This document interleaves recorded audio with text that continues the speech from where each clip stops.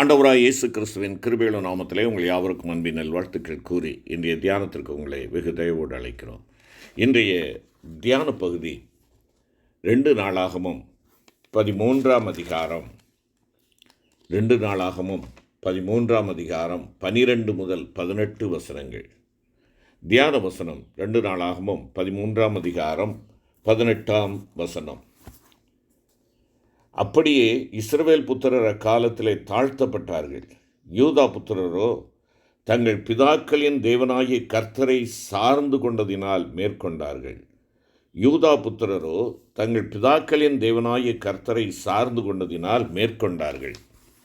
அருமையான கர்த்தருடைய ஜனமே, இந்த நாட்களிலே அழைக்கப்பட்ட அவருடைய பிள்ளைகளாக இருக்கிற நீங்களும் நானும் அவருடைய நேச மணவாட்டியாகிய உங்களையும் என்னையும் சேர்த்து கொள்ள வருகின்றதான வேளையில் அவரை எதிர்கொண்டு அழைக்கின்ற அவருடைய மணவாட்டியாகிய நாம் நம்முடைய நேசராகி அவர் மேல் சார்ந்து கொண்டவர்களாகவே இந்த உலகமாகிய வனாந்தரத்தை கடந்து செல்ல வேண்டும். அவர் ஒருவர் மட்டுமே நாம் சார்ந்து கொள்ளக்கூடியவராக இருக்கிறார் என்பதை குறித்து நாம் தியானித்தோம். இவ்விதமாக ஆண்டவரை சார்ந்திருக்கக்கூடிய அந்த விசேஷ அந்த கிருபை பெற்றிருக்கிற நம்மை பார்த்து இந்த உலகம் கேட்கிறது, உன் நேசர் எதனால் விசேஷித்தவர் என்று சொல்லி. என் நேசர் வெண்மையானவர், அவர் தூய்மையானவர், பரிசுத்தமானவர், அவர் என்னை மீட்பதற்காக இரத்தம் சிந்தி அவர் சிவப்பாய் இருக்கிறார், அவருடைய இரத்தத்தினாலே நான் மீட்கப்பட்டேன், சுத்தமாக்கப்பட்டேன் என்று சொல்லக்கூடிய அந்த கிருபை குறித்து நாம் தியானித்தோம். தொடர்ந்து இந்த நாளிலே பார்க்கின்ற பொழுது இங்கே 2 நாளாகமும் 13ஆம் அதிகாரம் 18ஆம் வசனம் சொல்லுகிறது, தங்கள் பிதாக்களின் தேவனாகிய கர்த்தரை சார்ந்து கொண்டதினால் மேற்கொண்டார்கள் அல்லது வெற்றி பெற்றார்கள். ஒரு சந்தர்ப்பத்திலே யூதா புத்திரர் தங்களுக்கு நேரிட்ட யுத்தத்திலே அவர்கள் மனிதர்களை அல்ல, தங்களுடைய ஆயுதங்களை அல்ல, தங்களுடைய படைகளை அல்ல, தங்கள் பிதாக்களின் தேவனாகிய கர்த்தரை சார்ந்து கொண்டதினால் மேற்கொண்டார்கள் என்று நாம் வாசிக்கிறோம். அவர்கள் கர்த்தரை எவ்விதம் சார்ந்திருந்தார்கள் என்பதை அவர்களுடைய ராஜாவாகிய அபியா இவ்வாறு குறிப்பிடுகிறார். எங்களுக்கோ கர்த்தரே தேவன், நாங்கள் அவரை விட்டு விலகவில்லை. கர்த்தருக்கு ஊழியம் செய்கிற ஆசாரியர்கள் ஆரோனின் குமாரரும் பணிவிடை செய்கிறவர்கள் லேவியருமாமே. இதோ தேவன் எங்கள் சேனாதிபதியாய் எங்களோடே கூட இருக்கிறார். கர்த்தருக்கு விரோதமாய் யுத்தம் செய்யாதேயுங்கள், செய்தால் உங்களுக்கு சித்திக்காது என்பதாக இந்த 2 நாளாகவும் 13ஆம் அதிகாரம் 10 முதல் 12 வசனங்களிலே வாசிக்கிறோம். அருமையான கர்த்தருடைய பிள்ளைகளே, அந்த சந்தர்ப்பத்தில் யூதா ஜனங்கள் தங்களுக்கு முன்னும் பின்னும் யுத்தம் நடக்கிறதை கண்டு கர்த்தரை நோக்கி கூப்பிட்டார்கள். அவர்கள் கர்த்தரை சார்ந்திருந்ததால் தங்களுக்கு விரோதமான யுத்தம் கர்த்தருக்கே விரோதமான யுத்தம் என்பதை நிச்சயமாய் அறிந்திருந்தார்கள். அருமையான கர்த்தருடைய பிள்ளைகளே, உங்களுக்கும் எனக்கும் விரோதமாக எழுப்பப்படுகிற யுத்தம் அது கர்த்தருக்கு விரோதமான யுத்தம். உன்னை தொடுகிறவன் என் கண்ணின் கருவிழியை தொடுகிறான் என்று ஆண்டவர் சொன்னார். ஏன்? அவருடைய இரத்தத்தினாலே சம்பாதிக்கப்பட்டவர்கள் நீங்களும் நானும், அவருக்கு சொந்தமானவர்கள், அவருடைய உள்ளங்கையிலே வரையப்பட்டவர்கள். உங்களையும் என்னையும் பிசாசு தொடுவதற்கு என் ஆண்டவர் ஒரு பொழுதும் சம்மதிக்க மாட்டார். அருமையான கர்த்தருடைய பிள்ளைகளே, நீங்களும் நானும் அவருடைய கரத்தின் வரைபடங்களாக இருக்கிறோம். உனக்கு விரோதமாக உருவாக்கப்படும் எந்த ஆயுதமும் வாய்க்காதே போகும் என்று சொன்ன ஆண்டவர், நீங்கள் சும்மா இருப்பீர்கள், கர்த்தர் உங்களுக்காக யுத்தம் செய்வார். ஏன்? நீங்கள் நானும் கர்த்தரை சார்ந்து இருக்கிறபடியினாலே.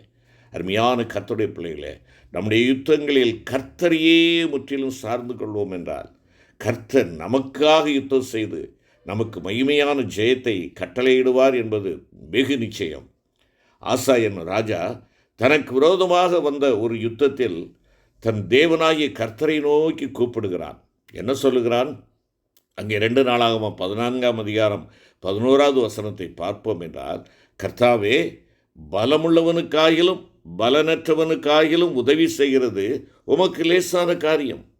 எங்கள் தேவனாகிய கர்த்தாவே, எங்களுக்கு துணை நில்லும். உம்மை சார்ந்து உம்முடைய நாமத்தில் ஏராளமான இந்த கூட்டத்திற்கு எதிராக வந்தோம். கர்த்தாவே, நீர் எங்கள் தேவன், மனுஷன் உம்மை மேற்கொள்ள விடாதேயும் என்பதாக அவர்கள் வேண்டிக் கொண்டார்கள் என்று பார்க்கிறோம். ஆசா இந்த ஜெபத்தை மேற்கொள்ளுகிறார்.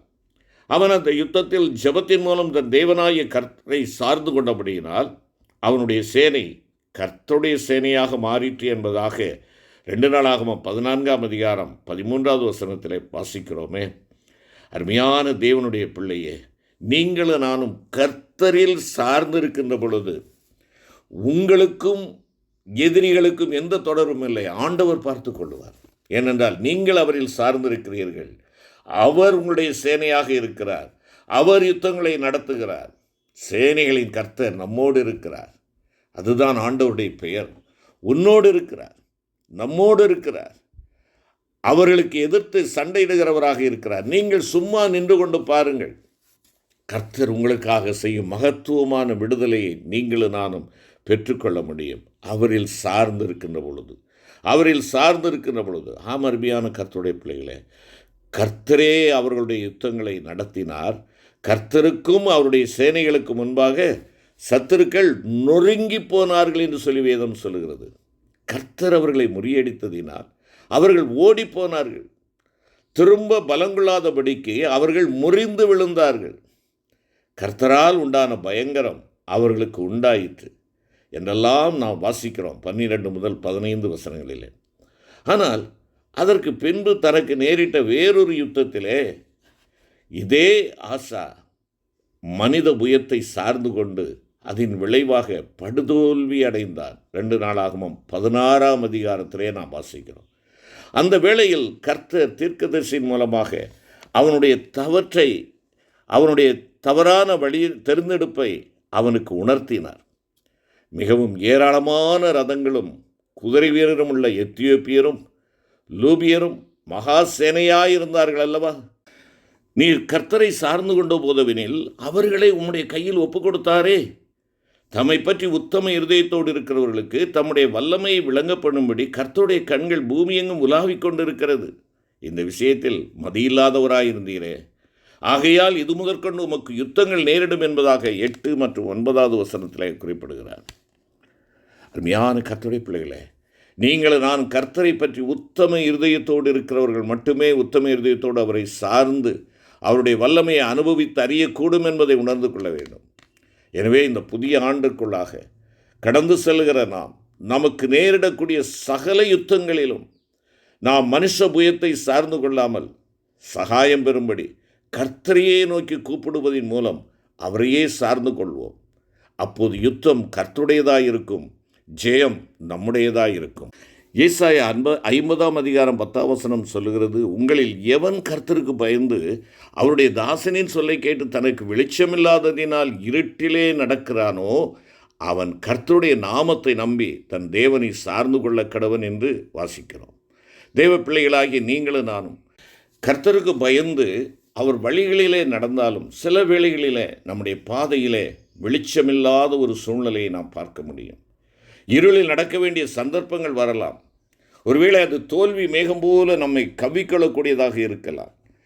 யுத்தங்கள் நம்முடைய பார்வையை மறைத்து நம்முடைய கண்களிலே இருளை கொண்டு வந்து கொடுக்கலாம். நம் பாதையில் வெளிச்சமில்லாமல் நாம் இருளில் நடக்க வேண்டிய சந்தர்ப்பமா ஏன் என்று சொல்லி கேள்விகள் எழும்பலாம். நாம் எதிர்பார்க்கிற வண்ணம் நம்முடைய ஜெபங்களுக்கு பதில் கிடைக்காமற் போகலாம். நாம் தேவனுடைய சத்தம் கேட்க முடியாதவாறு ஒரு அந்தகாரம் நம்மை சூழ்ந்திருப்பதாக நாம் உணர முடியும். தேவனுடைய முகம் நமக்கு மறைக்கப்பட்டிருப்பது போல நமக்கு தோன்றலாம். அப்படிப்பட்ட சூழ்நிலைகளிலே என அருமையான சகோதரனே சகோதரியே, நீ நானும் கலக்கமடைவது மனித இயல்பு. அந்த வேளைகளிலே கர்த்தருடைய நாமத்தை நம்பி அதில் தஞ்சம் புகுந்து கொள்வதோ நீதிமான்களின் இயல்பு. அதைத்தான் நீதிமொழிகள் ஆக்கியோன் சொல்லுகிறார் 18ஆம் அதிகாரம் 10வது வசனத்திலே, கர்த்தரின் நாமம் பலத்த துருகம், நீதிமான் அதற்குள் ஓடி சுகமாயிருப்பான். அவருடைய நாமம் என்பது அவருடைய சுபாவத்தை காண்பிக்கிறது. ஒரு சந்தர்ப்பத்தில் மோசே மலையுச்சியில் இருந்தபோது கர்த்தர் ஒரு மேகத்தில் இறங்கி அங்கே அவன் அருகே நின்று கர்த்தருடைய நாமத்தை அவனுக்கு கூறினார். அவர் என்ன சொன்னார்? கர்த்தர் கர்த்தர் இரக்கமும் கிருபையும் நீடிய சாந்தமும் மகா தயையும் சத்தியமுள்ள தேவன் என்பதாக குறிப்பிடுகிறார்.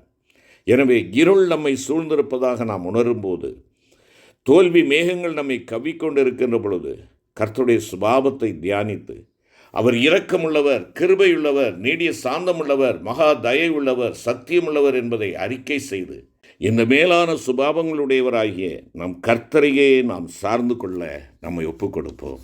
ஜெபிப்போம்.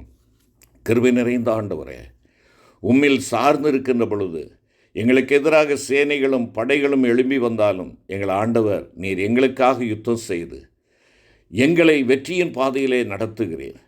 ஆனால் மனுஷீகத்திலே நாங்கள் எங்களுடைய நம்பிக்கையை வைக்கின்றதான பொழுது வேதனையை நாங்கள் தாங்க வேண்டிய சூழ்நிலை இருக்கிறது என்பதை நீர் உணர்த்தி காட்டினீர். ஆண்டவரே, தோல்வி மேகங்கள் ஒருவேளை எங்களுடைய பாதையிலே காணப்படுகின்ற பொழுது உம்மில் சார்ந்து இருக்கிற பிள்ளைகளுக்கு நீர் வெளிச்சமாயிருந்து எங்களை வழிநடத்துகிறீர். அந்த கிருபைக்குள்ளாக நாங்கள் ஒவ்வொரு நாளும் நடைபோடவும் உம்முடைய பாதையை விட்டு விலகாத அந்த சிந்தையை நீர் எங்களுக்கு கட்டளையிட வேண்டுமாய் எங்கள் ஆண்டவர் இயேசு கிறிஸ்துவின் மூலம் வேண்டிக் கொள்கிறோம் நல்ல பிதாவே. ஆமென்.